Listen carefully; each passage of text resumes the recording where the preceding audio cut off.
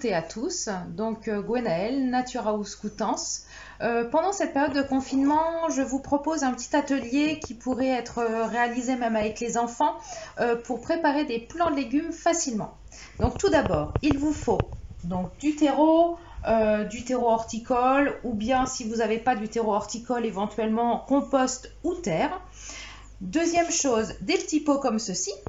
Si vous n'avez pas ce genre de petits pots, éventuellement votre compote que vous prendrez à votre collation, vous pouvez éventuellement récupérer ce pot, ou bien les pots de yaourt, percer avec un petit couteau éventuellement dans le fond du pot pour que l'eau puisse s'écouler de la terre. Ensuite, donc des graines, récupérer éventuellement dans les courgettes que vous avez mangées ces dernières semaines ou bien même les années précédentes. Moi, j'ai toujours conservé dans des petits pots comme ça, ou bien dans du journal ou dans des enveloppes avec le nom dessus pour pouvoir m'y retrouver.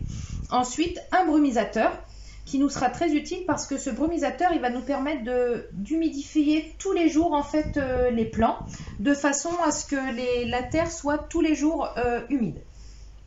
Donc, une fois que vous aurez mis les petits pots derrière la fenêtre avec une brumisation quotidienne, le soleil, la chaleur de la maison et l'humidité seront les clés de la réussite pour ces jolis plants de légumes. Donc, voilà le résultat en 10 jours.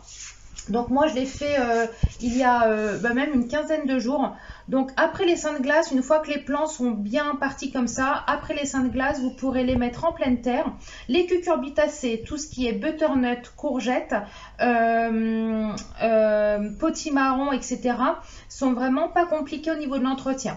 Donc par rapport au butternut, potimarron, ce sont des plants qui vont plutôt pousser en longueur et donc privilégier plutôt des massifs, des talus ou des haies.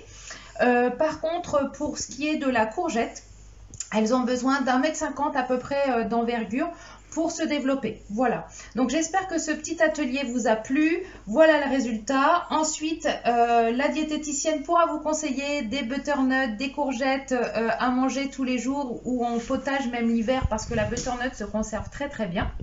La récolte est plutôt en septembre-octobre. Voilà. Donc restez chez vous, prenez soin de vous et à très bientôt dans nos centres Nature House. Au revoir.